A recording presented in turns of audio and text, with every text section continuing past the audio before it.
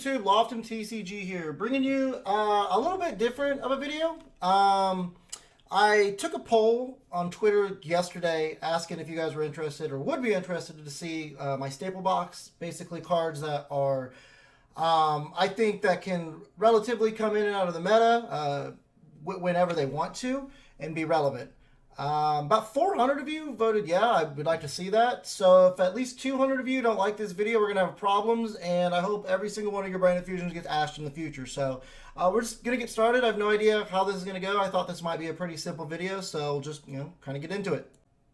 For many of you that don't know, I actually use a lot of Pokemon product to seal or to keep my my Yu-Gi-Oh stuff in. I don't know why, it's just I just do. So we will start, we'll start with right here. So at all times, I always keep 3 DD Crows because obviously, Cherries, Ash Blossoms, Ghost Bells, Ghost Ogres, for the Sisters. I think I have some others in here, but yep, let's go. Ghost Mourners, and you just honestly never know. But Spooky Dogwood. So Crows and all the Sisters, I think can just be interchangeable at any point in time for any meta. So it's just always good to have a set of those lads, girls, whatever on you. Triple Nib. Card has seen an insane amount of play since this card came out. Triple Veilers. So their ultis, I have a fix for secret rarities. So if like Konami could do something about this and DD Crow, I would absolutely love it. These are the old ultis too, so they're just super flimsy, but nothing honestly beats a good secret rare for me. And then I actually also have Phantasmes just in case we enter a heavy link format again. I think this card's actually really good, and there's been a couple times where I really wanted to play this card in the past year, but never made the cut. Triple Gammas, yes, CRs, because, well, why not, right? Because give me a secret rare rarity of this card, please. Triple Chaos Hunter. Rumor has it this card actually might come in circulation, cycle, I don't know, rotation. This format with the runic cards, so this will be very interesting. I picked these up forever ago, pretty cheap. So I'm not telling you. Look, this is absolutely no financial advice whatsoever, but this card has been good multiple times throughout the years. Then we have Triple Skullmeisters, Triple Lancia. See, secret rare. Wait, how hard was that, Konami? How hard was that? And I do use rare token collectors. One, because Sword Soul, I hated that deck, and this card is just always going to be in. There's been so many times where I playtested against Charlie, where I was playing my rares or my super rares, and I would never see the super rares. I would always see the rares. I don't know if it's just what's the word where you just I don't know. I just like the rares. I saw them, so I justified that a lot. And then Triple Pank. Cards at 1, obviously, but I think it's good to have a set around. I think this card could be bumped up to 2 or 3 at any point randomly. So, and then a Fairy Tale Snow, just because she's back in rotation. I definitely wouldn't be surprised if she left the game now. All right, I might be a little biased with this one, but my Alubers, my Albaz, Set of Tragedies, the Ad-Lib, and just an Enclasia. These are my personal staples for obvious reasons. I like them. I like them a lot. Then I will get into some of the extra deck cards. The first 2 here, just because is what's in the meta right now, but the Kit and the Rhino, just keep those aside. Triple Chimera, obvious reasons. I think Millenniumize, Mudragon, I do think Garura has earned a spot as a card that you just keep one of. Dragostapelia, Starving Venom, generic fusions. As long as Super Poly is around, I think it's safe to have cards like this or these on deck. Double Mirror Jade, Double Lebellion, Triple Albion, Double Titanclad, an Abalonatus, a copy of Corderus, Double Masquerade Dragons, and then a little bit of Invoke stuff, a Mechaba, and not saying that name, Purgatrio, and a Caliga. And then the Shadal's just an APK and a Winda. And then Theseus. I don't know why. I think this card should be played way more, and I'm surprised it wasn't played with how being so popular with it. You mean just Ready Fusion this out? It's a tuner. I don't know why this card didn't see a lot of play. And then copy of Zeus, Dweller. Obviously, I mean, we're in a Dweller format right now. Bahamut Shark, totally awesome. And then Time Thief Redoer. Just cards that just generally come up randomly. They're just generic, can be generic cards. I'd say can be just because of this. But with the format that we're in right now, like cards like Toad and Dweller and Shark are technically insanely accessible. And then Baron, haven't gotten a reprint of this, which, I mean, whatever. It's a good card. I've literally never used this card ever in any deck. I've never written this card down, but I've just had it since it came out because, just in case. And every Charmer should be in here, but I seem to misplace the other supers that I have. But Dark and Water are the ones that are kind of being played right now.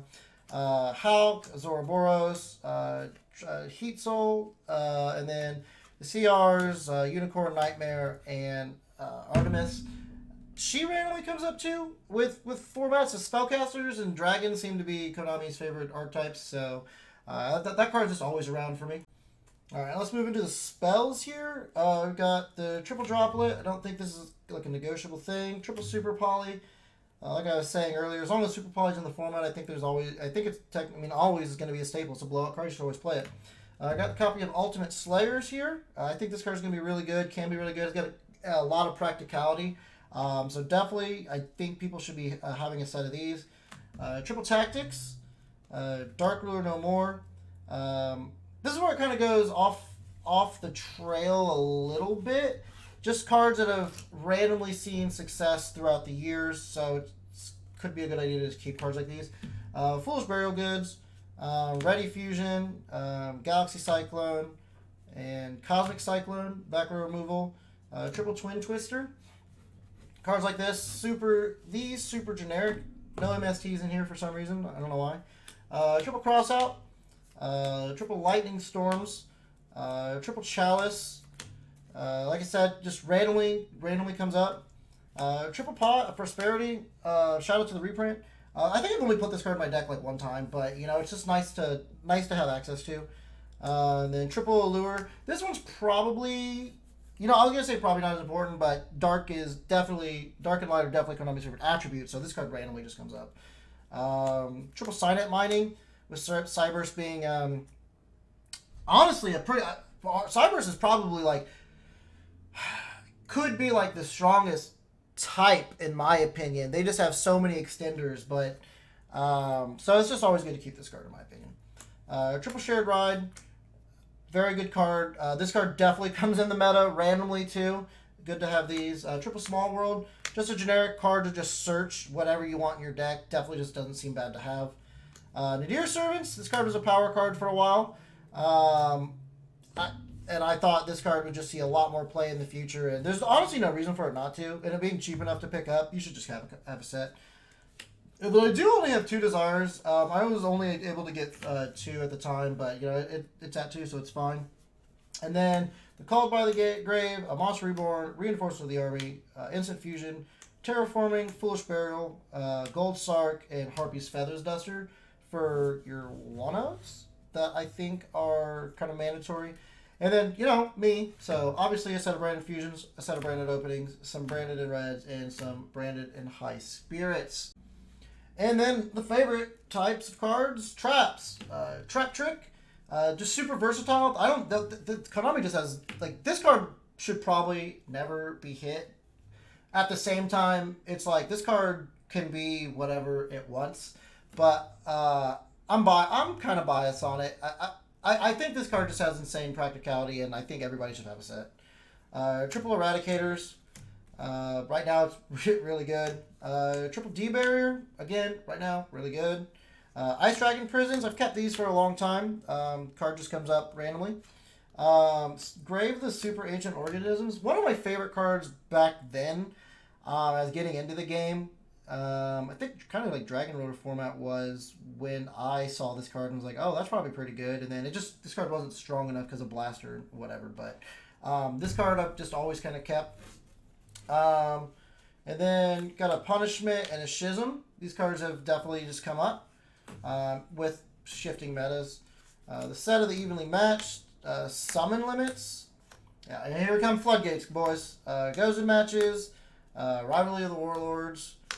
Infinite Impermanences, and then Red Reboot. Definitely don't think any of these are negotiable with how fast the meta changes and how, and just how the game really is in general. So, all right, there you have it, guys. Like I said, not the typical video, but I did take a poll, and I do like listening to you guys as much as I possibly can.